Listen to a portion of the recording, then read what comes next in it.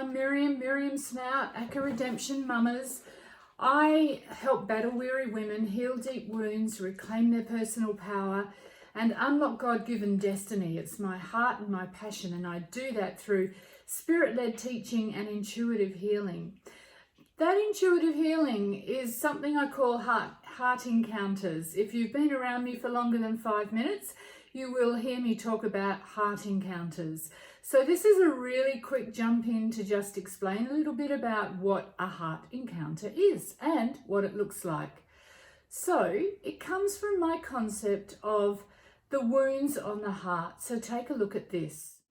Heart wounds are the life issues, the pain, the disappointments that end up sitting on our heart and becoming something that we carry like a black spot, like a dark spot. Every time a new one lands on us or hits us, another black spot appears, and they grow and they grow and they grow.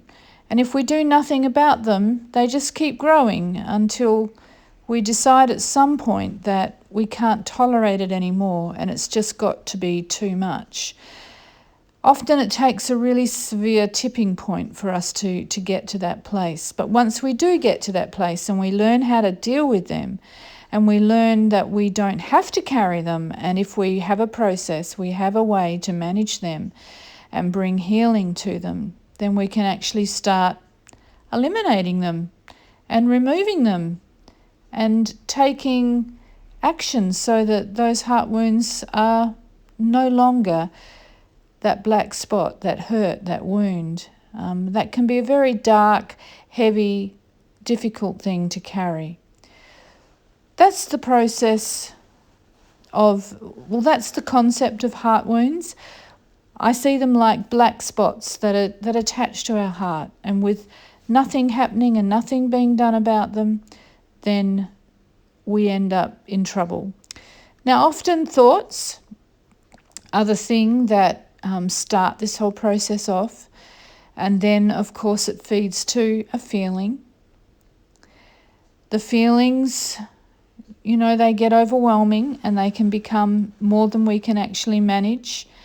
So once that thought has triggered a feeling, it's very likely then that we're going to start acting and behaving in ways that maybe we might not have if we had done something about those thoughts and those feelings.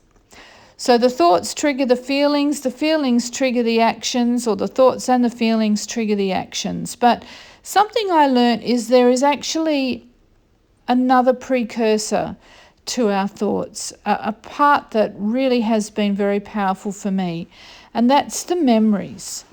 I've come to learn that the memories are the thing that really trigger the thoughts and the feelings, and then of course the actions as well.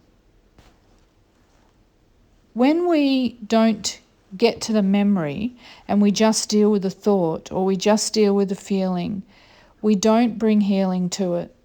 We end up in that rinse and repeat cycle.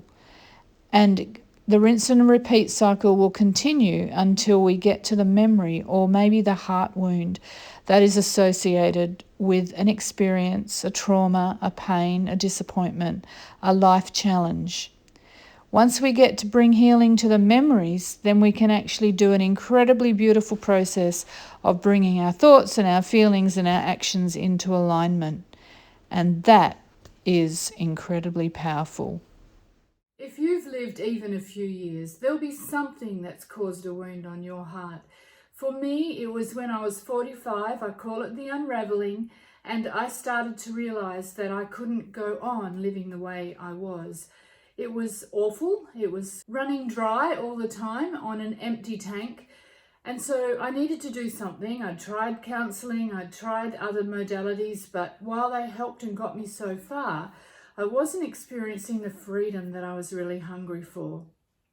Now, as you go through a heart encounter, you are going to exactly do that. You're going to encounter some things that sit on your heart, some hurts maybe, some wounds, some past memories. And as we lean into those and allow ourselves to connect with them, then we can bring healing to them. And that's the intuitive part.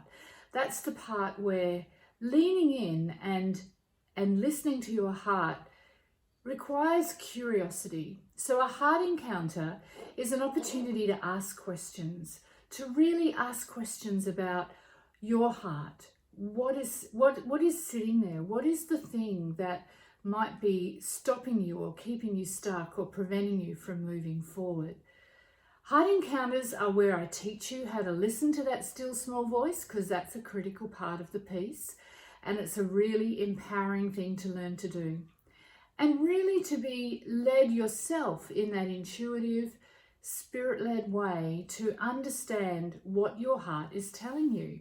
Did you know that it's always speaking, it's always listening, it's always wanting to connect with us, but we have maybe shut it down. We're not listening because it's too hard. We've been hurt too much, betrayed too many times. And so we shut down that heart voice. Now, when we shut down that heart voice, we have to live out of here. And that's when the overthinking happens. We start to overthink, because our heart isn't having permission to be heard. Now, if this sounds like you, then maybe a heart encounter is something that would really facilitate you connecting with your heart, connecting with some of the wounds, the hurts maybe. But the exciting thing is when you go through a heart encounter, you're not connecting with these things to get stuck back there, okay?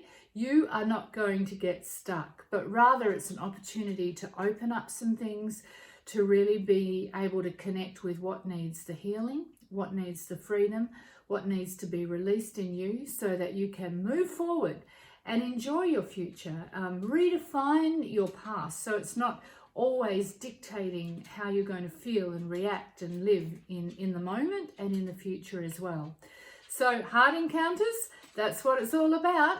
I've got a link in this description, and if you feel curious and you want to be brave and even give it a try, jump on that link. I'd love to support you with that. Take care and bless you.